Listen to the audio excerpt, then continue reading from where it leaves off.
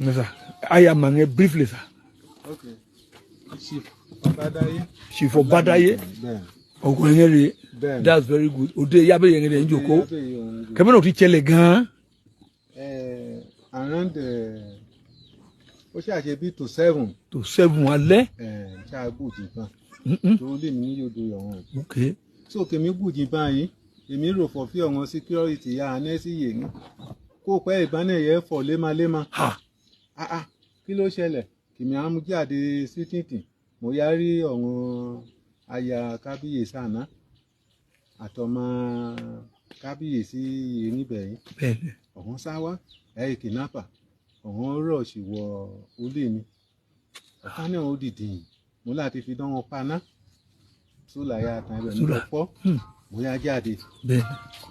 Dán má di pariwo. Mo yá jáde sẹ́gbẹ́ títì. Mo yá rí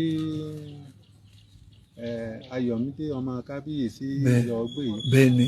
Ó láti sá wá. Iye ṣe Fúlàní bí ọ̀wọ́n kidnapper. Iye ṣe Fúlàní ọ̀wọ́n kidnapper. Ọ̀wọ́n kidnapper. Èké tribe wọn fọ̀rọ̀ àbọ̀ wọn fọ Yorùbá àbọ̀ wọn. Mi máa ń yọ wọn fọ mi dójúlé hàn. Okay. So mi ń yodo yọ wọn. Bẹ́ẹ̀ sà.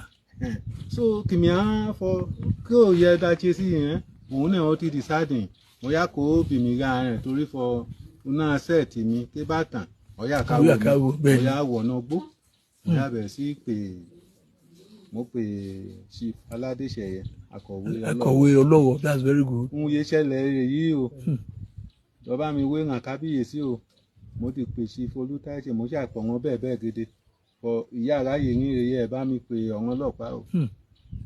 So àwọn ọlọ́pàá yà wá. Àwọn ọlọ́pàá yà wá. So mo di yà pè Upẹ̀mẹ̀. Àwọn security yẹn níbẹ̀ olórí wọn mo pè. Àwọn jẹ̀jẹ̀ yà pè mi sẹ́yìn fi ọ̀kan náà fi ìbọn yàn lù náà. Ṣé nípa kíní wọn náà yìí?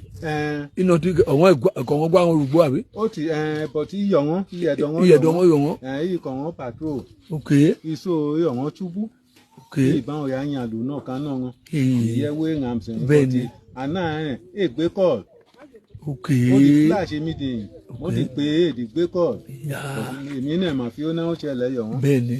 So èyí bí ojú mọ́tò náà. Bẹ́ẹ̀ni.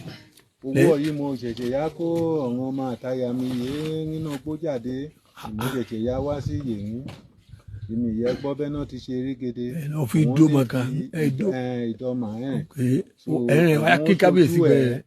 Ó yá kí kábíyèsí. Ó náà fọ̀ yìí ìbálẹ̀ fẹ́ parí wọn.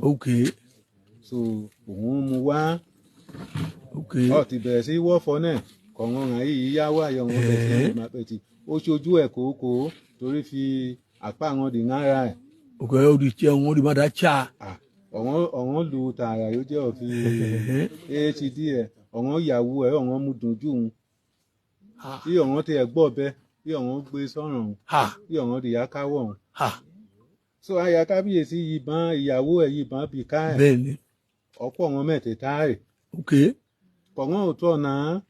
Ọ̀káwọ̀ ọ̀dọ́ màyí àti aya kábíyèsí. Ìka aya kábíyèsí ó túbú bí òun náà di túbú. Ẹ̀rẹ̀ ìdọ́mà yìí. Iṣó ìhùn tí a ẹbẹ̀ wọn fi àlójò ohun rẹ̀ kankan ń fọ Haúsá. Bí ọ̀wọ́n fọ go back. Ń ò dẹ̀yìn. Ikùn wọn ò dẹ̀yìn ìhùn mà kọ̀ wọ́n di akáwọ̀ aya kábíyèsí. Kábíyèsí ò sádẹ̀ ìwálé. Òun wá nà lé ọ̀rẹ́ agbègbè sí hospital. So náà wọ́n ọmọ àbọ̀ gbé kábíyèsí rẹ̀. Ọmọ àbọ̀ gbé tó àtàná ní òun ọlọ́pàá àtọwọ́n ọlọ́pàá yọ̀ ti wọ̀nà gbó àtọwọ́n bọ́ọ̀sì wa èdè yín bẹ́ yọ̀ ti wọ̀nà gbó yọ̀ ti gbà owó ọ̀yẹ́ àwọn ọlọ́pàá di wá òun ti di wọ̀nà gbó gbà. You will see the whole analysis. I told you all the security personnel, that is what they have said. They said they have sprung into action.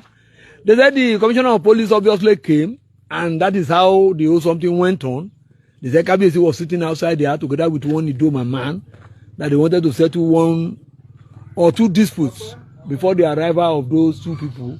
I don't think I will have the time to go to the Idoma man, purposely because the police are critically involved now.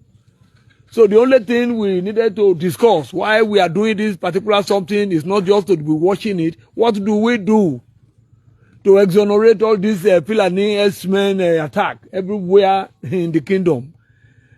I told you it is erroneously bad.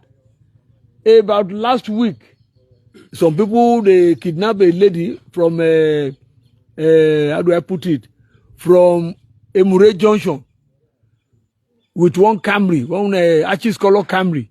Eventually, we discovered that the people that kidnapped the lady happens to be from Kogi State. But this one now, they said they were Fulanis. They said they have all this long knife tied to all their body, and they covered all their faces. So I think it is high time, maybe the issue of state police that they are talking about, we don't know what they are saying about it. So we don't know what they were talking about concerning the issue of state police. Then the issue of local vigilantes. All the local vigilantes, I told you now, they said they have all entered the bush.